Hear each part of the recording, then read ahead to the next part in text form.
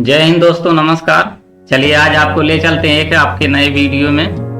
स्वागत है आपका इस वीडियो में। इसमें देखेंगे बौद्ध धर्म का जिक्र होता है तो हमारे दिमाग में श्रीलंका, भूटान, म्यांमार और नेपाल जैसे देशों की तस्वीरें उभरती हैं। यह वह देश है जहां बौद्ध धर्म को मानने वालों की बड़ी संख्या रहती है। लेकिन क्या आप सोच सकते हैं कि बौद्ध धर्म को मानने वाली सबसे बड़ी आबादी चीन में रहती है? जी हाँ दोस्तों, यही सच्चाई है। आज जब हम चीन में बौद्ध धर्म को स्प्रे करने की कोशिश करते हैं तब भी जो है वहाँ की 33% से ज़्यादा आबादी बौद्ध धर्म को मानती है। यह आंकड़ा वाकई चौंकाने वाली है। भारत में जन्मा बौद्ध धर्म, जो एक समय हमारे देश का गौरव हुआ करता था बौद्ध धर्म, अब वह भारत में लगभग खत्म होने की कगार पर है। लेकिन चीन में आज भी बौद्ध धर्म के दो प्रमुख बिलीफ सिस्टम का पालन किया जाता है। इनमें से एक जैन बुद्धिज्म, जिससे जुड़ी लाफिंग बुद्धा की मूर्तियां आपने जरूर देखी होगी। ठीक, इन मूर्तियों को देखकर अक्सर लोग जो इसे जापान या किसी अन्य देश से जोड़ते हैं, लेकिन असल में यह चाइनीज बुद्धिज्म की देन है और आज यह दुनिया में पॉपुलर भी है।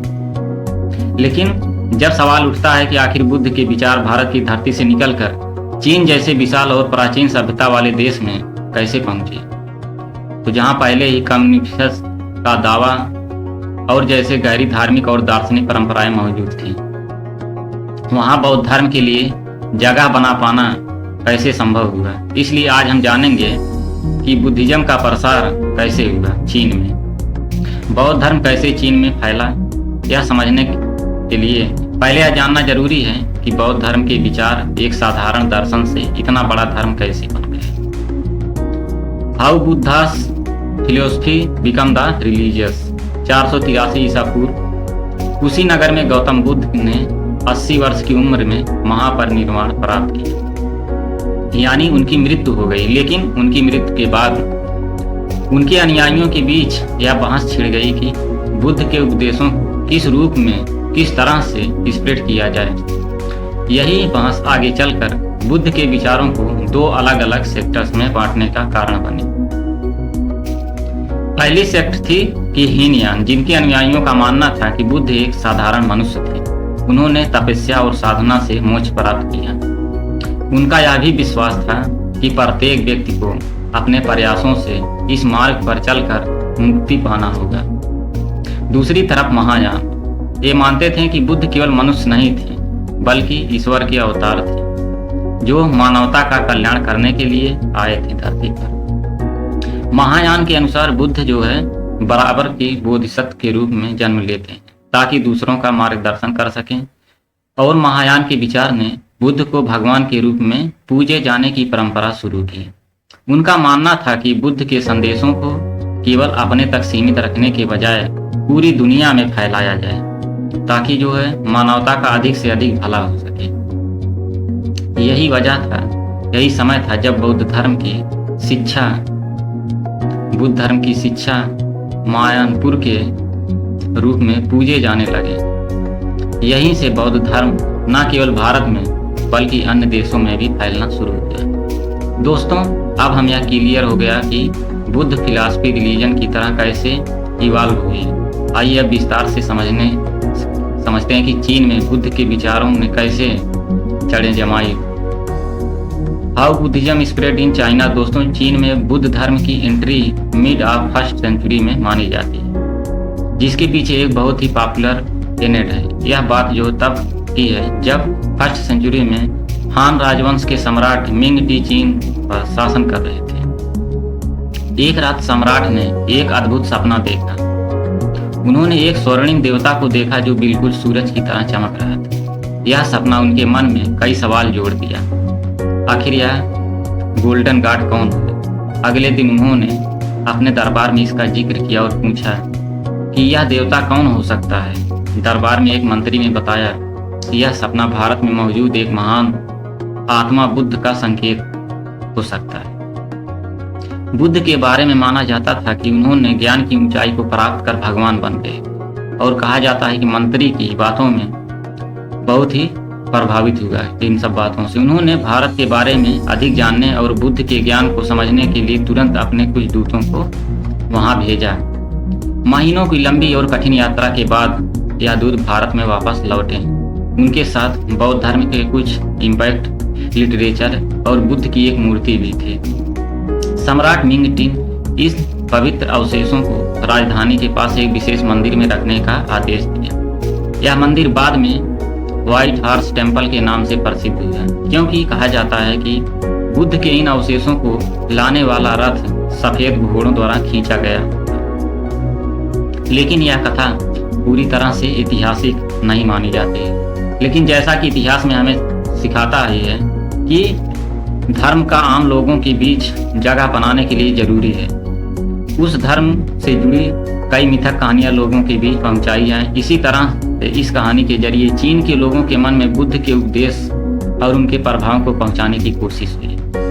लेकिन अगर इतिहासकारों की माने हम तो इस बात से बहुत ही प्रमाण दिए जाते हैं कि बुद्धिज्म चीन में सिल्क रूट के जरिए ही पहुंचा, जिसका actual time period 1st century माना जाता है।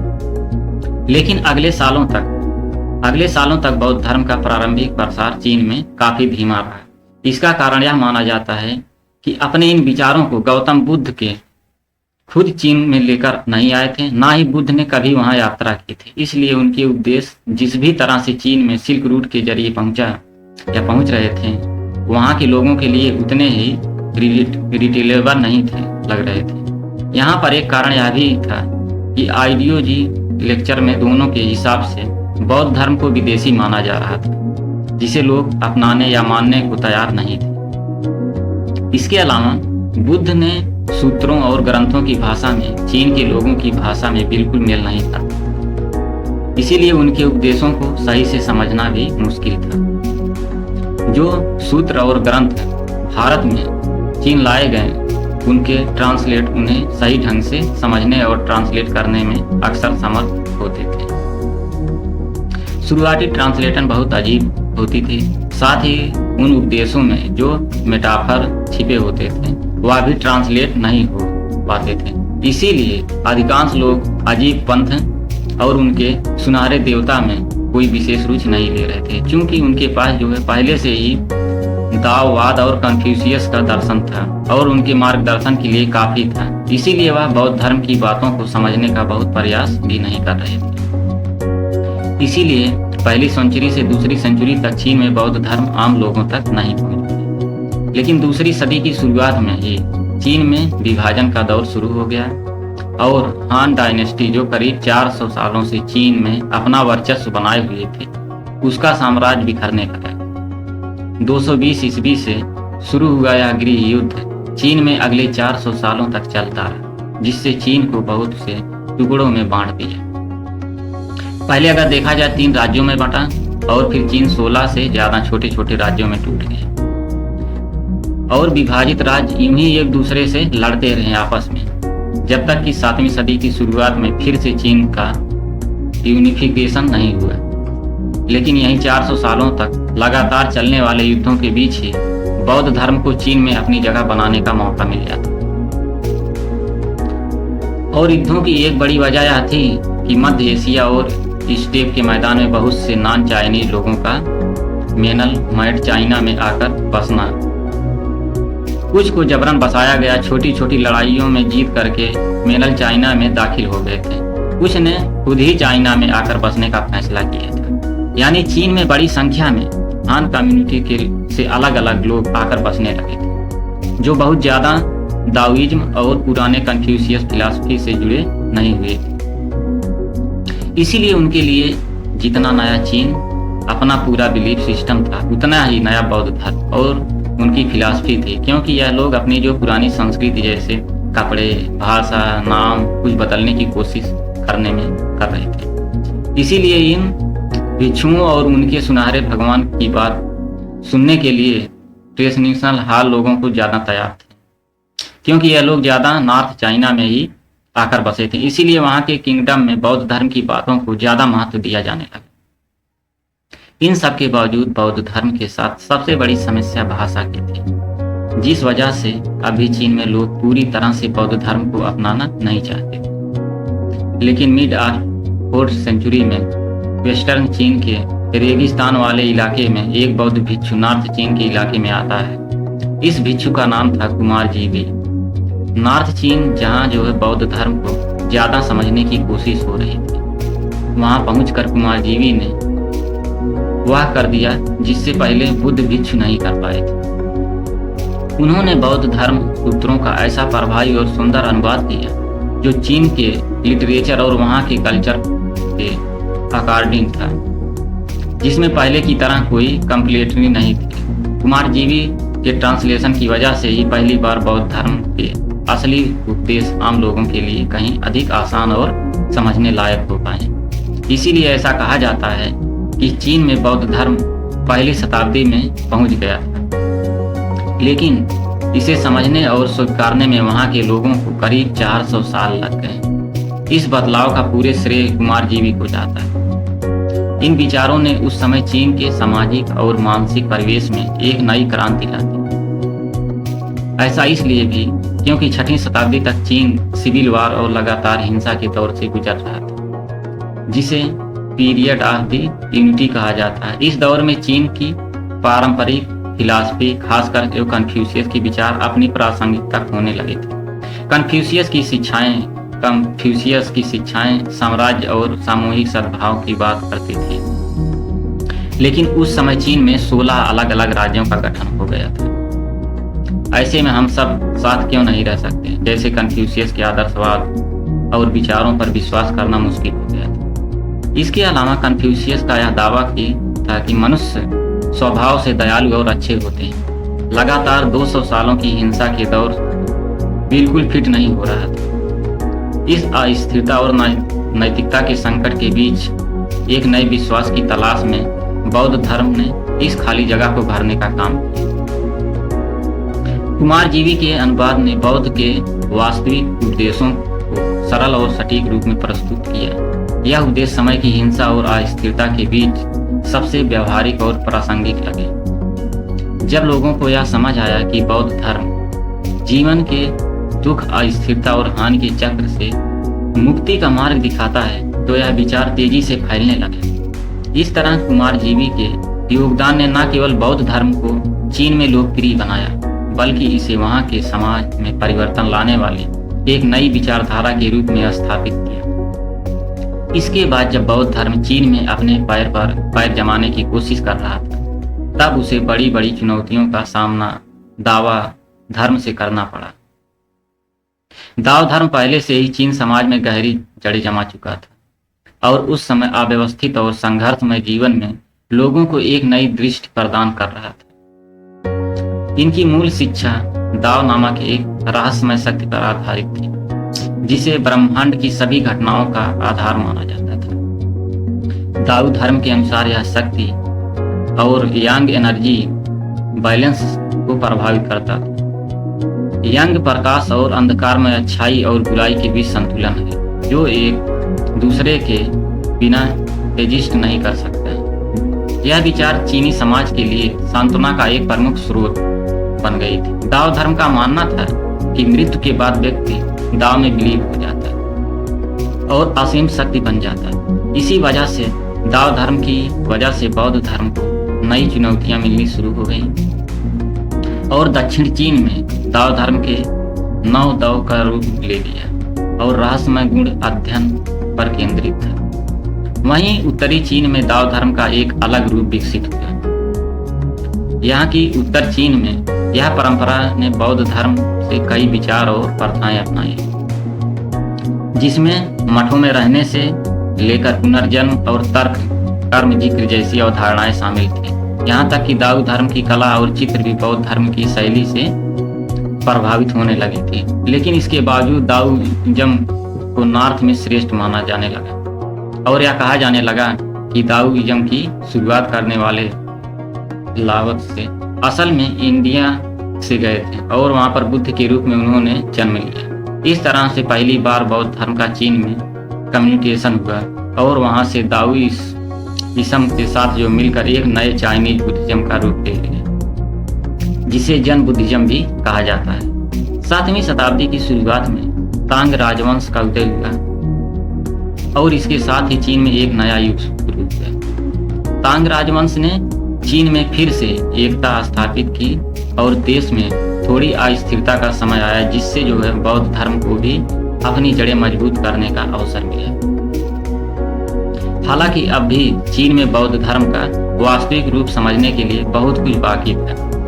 बौद्ध धर्म को अब अपनी सच्चाई के साथ चीन संस्कृति, भाषा और दर्शन से मेल बैठाने की जरूरत थी, जिससे वह पूरी तरह से चीन में समाहित हो सके। और इस काम को पूरा किया एक महान बौद्ध भिक्षु सांगजांग ने।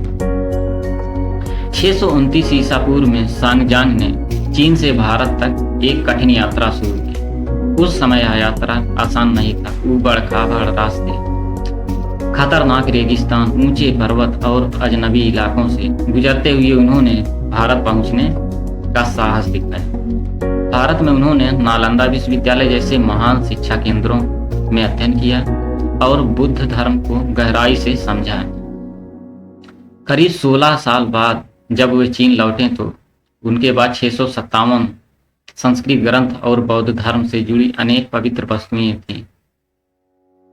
यह ग्रंथ बौद्ध धर्म के सिद्धांत और विचारों का गहन ज्ञान समेटे हुए थे। लेकिन इस सांगजांग ने चीन लौटने के बाद इन ग्रंथों का अनुवाद करने का विशाल कार्य शुरू किया। उनके इस कार्य में बौद्ध धर्म को एक नई दिशा दे दी। पहले बौद्ध धर्म की कई शिक्षाओं में भ्रम और असमानता थी, लेकिन सांगजांग के अनुवाद के बाद बौद्ध धर्म को स्पष्ट और सटीक रूप से फिर से लोगों के सामने पेश किया। उनके अनुवाद ने कर्म, पुनर्जन्म और मुक्ति जैसे सिद्धांतों पर विश्वास किया। कॉम्प्लेक्सन के सम्राटों ने सांगजांग के कार्यों को न केवल समर्थन दिया बल्कि प्रोत्साहन भी दिया। तांग की राजधानी चांगन बौद्ध ग्रंथों के अनुवाद का वैश्विक केंद्र बन गई। इन नए ग्रंथों ने बौद्ध धर्म को दाओवाद और कन्फ्यूशियज्म जैसे चीनी दार्शनिक और धार्मिक विचारों के साथ जोड़ने में भी मदद की। तांग राजवंश के दौरान बौद्ध धर्म का प्रभाव सिर्फ विचारों तक ही सीमित नहीं रहा, बल्कि कला के क्षेत्र में भी इनका व्यापक प्रसार हुआ। खासकर 694 ईसा पूर्व में जब तांग साम्राज्य की रानी वु जतिन ने एक शाही आदेश जारी किया कि पूरे चीन में बुद्ध की विशाल प्रतिमाएं बनाई जाएं, तो इस आदेश ने बौद्ध कला को एक नए आयाम दिए। यह आदेश खास तौर पर उन पवित्र स्थलों पर प्रभावी रहा जहां पहले से बौद्ध भिक्षु ध्यान और प्रार्थना करते आ रहे थे। इन पवित्र स्थलों में प्रमुख थी मोगाओ गुफाएं, लांगमेन ग्राटो, और वहां की गुफाओं में इनकी जो है मूर्तियां अगल बगल लगी थी। युगांग में काशी की थी।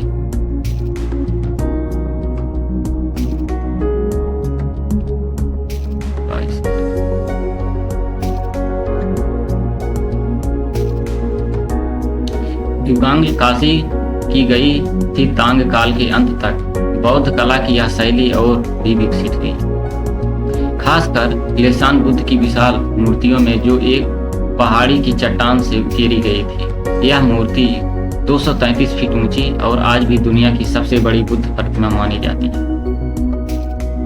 इस तरह से जो बौद्ध धर्म पहली सदी में सिल्क रूट के जरिए चीन पहुंचा था, वो 600 साल बाद जाकर के पूरी तरह से चाइना में अपनी जो जगह बनाते हैं, जिसमें कुमारजीवी का शुरुआती ट्रांसलेशन और सांगजांग की भारतीय यात्रा ने बौद्ध धर्म को चाइनीज लाइफस्टाइल का एक अभिन्न हिस्सा बना दिया और 20वीं सदी की शुरुआत में सिंग डायनेस्टी के अंत तक पूरे देश पर अपना प्रभाव बनाए रखा। लेकिन इसके बाद जब चीन में 1912 में रिपब्लिक ऑफ द चाइना की शुरुआत हुई, तब बौद्ध धर्म को सुधारने और उसे नए मॉडर्न इंडिया से जोड़ने के कई प्रयास किए गए, जिनमें सबसे बड़ा प्रयास यह किया गया कि अब चीन ने बौद्ध धर्म को एक ओल्ड रिचुअल्स फॉलो करने वाले धर्म की बजाय एक ह्यूमैनिटेरियन रिलीजियन की तरह बनाने का प्रयास किया गया, जिससे ऐसा माना गया कि चीन में बौद्ध धर्म का फिर से उत्थान होगा। लेकिन 1949 में ही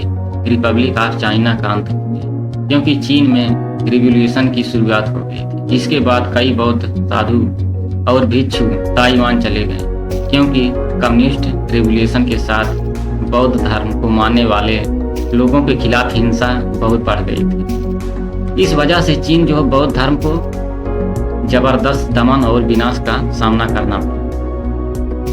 मात से तुंग की सरकार ने बौद्ध धर्म को जो है 4 पुरानी चीजों से ओल्डेस्ट का हिस्सा माना और इसे अंधविश्वास के रूप में प्रचारित किया। बौद्ध भिक्षुओं पर जो है हमले हुए, उन्हें उनके पद से हटाया गया, गिरफ्तार किया गया और जो है शिविरों में भेज दिया गया। बौद्ध ग्रंथ को जला दिया गया, मंदिरों, मठों और बौद्ध कला को अव्यवस्थित रूप से जो नष्ट कर दिया गया और बौद्ध अनुयायियों ने सार्वजनिक रूप से अपने धर्म का पालन बंद कर दिया। यह दौर बौद्ध धर्म के लिए एक डार्क पीरियड था, लेकिन इसके बावजूद बौद्ध धर्म चीन में खत्म नहीं हुआ और उसने बाद के सालों में चीन में फिर से अपनी जगह बनाई। और आज की रियलिटी यह है कि चीन में बौद्ध धर्म को मानने वालों सबसे बड़ी पॉपुलेशन है, जो चीन के टोटल पॉपुलेशन का करीब 33% जो है हिस्सा है, जिसकी संख्या जो है 47 करोड़ से अधिक है। कंक्लूजन इस तरह से यह कहा जा सकता है कि चीन जैसी प्राचीन सभ्यता में बुद्ध के परिवर्तनकारी विचार जिस तरह से पहुंचे और उनसे लोगों ने शुरू में तो जुड़ने से मना कर दिया, लेकिन जब चाइना में बुद्ध के उपदेशों को वहाँ की कल्चर, लैंग्वेज और वहाँ के लोगों की जीवन शैली के हिसाब से जो इम्प्रेस किया गया, तो बुद्ध के विचारों ने पूरे चाइना में सोचने की एक नई दिशा दी। जिस जगह से आज तक देश पॉलिटिकल लर्स के द्वारा जो है रूल किए जाने के बावजूद बुद्ध की कई बातों को भुला नहीं पाया। तो चलिए दोस्तों, मिलते हैं अगले वीडियो में, तब तक ले जय हिंद दोस्तों, नमस्कार।